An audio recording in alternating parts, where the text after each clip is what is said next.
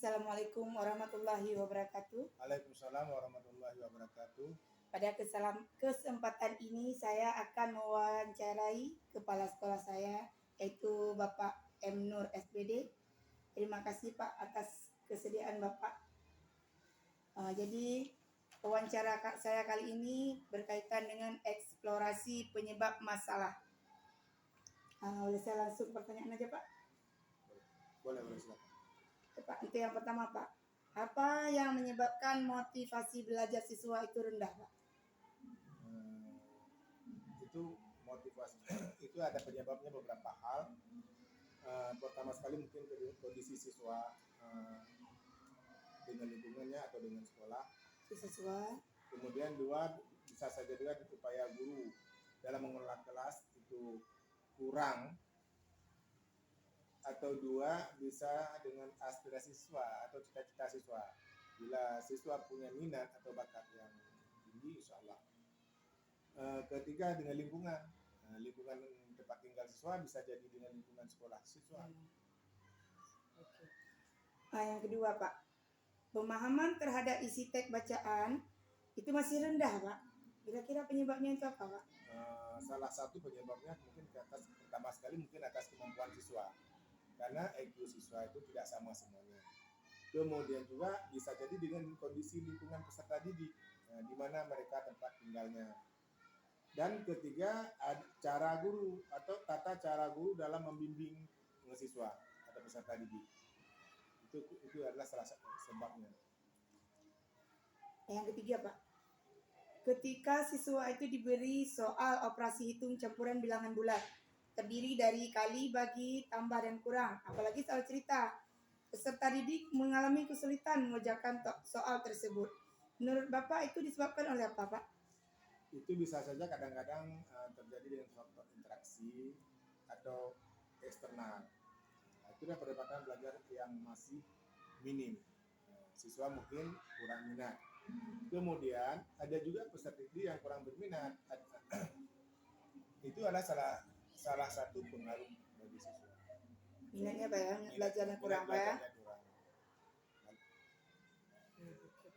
Terus yang keempat Pak, di kelas saya ada satu orang siswa yang mengalami kesulitan mengenal huruf dan merangkai kata ketika membaca, sehingga dia padahal sudah kelas 6 tapi dia belum bisa juga membaca. Itu nih, kan siswa itu dengan kondisi mungkin psikologisnya. Psikologi siswa itu kan ada yang ada yang kurang, ada juga yang menjadi hambatan bagi dia.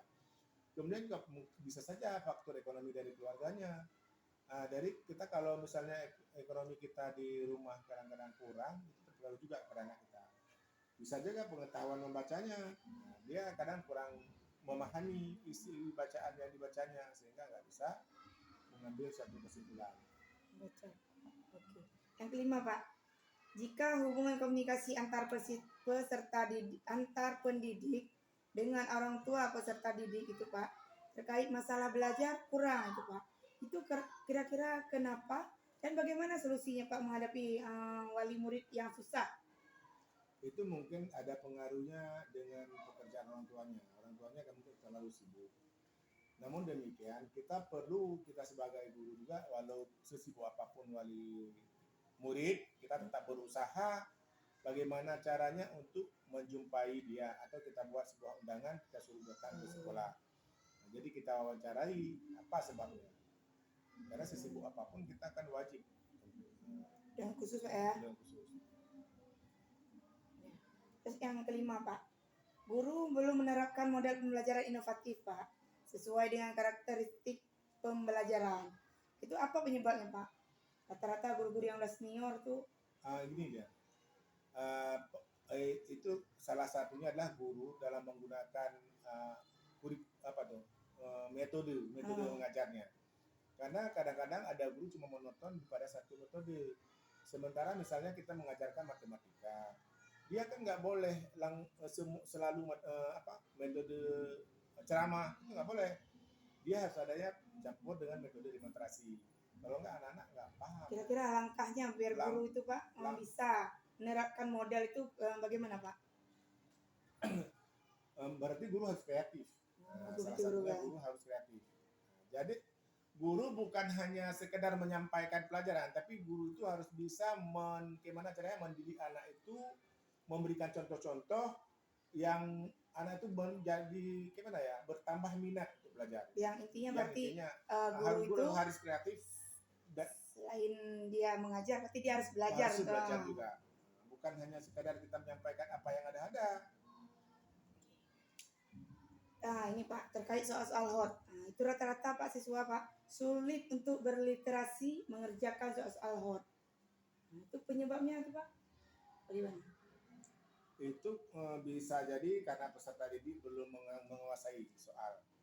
Jadi kita sebagai guru, sebelum kita memberikan soal HOT kepada anak, itu pertama harus kita memberikan contoh-contoh yang mana yang bagaimana yang dikatakan dengan soal HOT. Jadi supaya anak itu lebih mudah. Waktu memang kita berikan kepada anak, soal mungkin sama, tetapi beda isi soalnya. Kalau misalnya pelajaran IPA, mungkin tadi kita jelaskan contohnya masalah akar, tapi waktu kita berikan nanti jangan lagi masalah akar, walaupun dengan kalimat tingkat kesukarannya sama. Berarti yang intinya harus terbiasa dengan soal HOT. Nah, terus Pak, di era digital ini guru dituntut untuk bisa menguasai IT, tapi masih banyak ditemukan guru belum maksimal dalam memanfaatkan IT tersebut dalam pembelajaran. Itu kira-kira penyebabnya kenapa Pak? Penyebabnya kadang-kadang di sekolah kita, seperti ini sekolah kita sendiri, kita tidak ada kurangnya persediaan. Pertama sekali laptop kita di sekolah nggak ada, prasarana Pak ya? Prasarana nggak ada. Itulah karena prasarana itulah laptop, prasarana, fokus itu adalah prasarana. Karena kalau seandainya fokus itu nggak mungkin guru yang sediain, juga nggak mungkin kita kepala sekolah sanggup menyediain sebanyak itu. Maka itu perlu perhatiannya dari pemerintah. Sehingga kalau memang diharapkan hasil yang bagus, fasilitasnya harus diutamakan di sekolah. Terima kasih Pak atas waktunya. Assalamualaikum warahmatullahi wabarakatuh. Waalaikumsalam warahmatullahi wabarakatuh.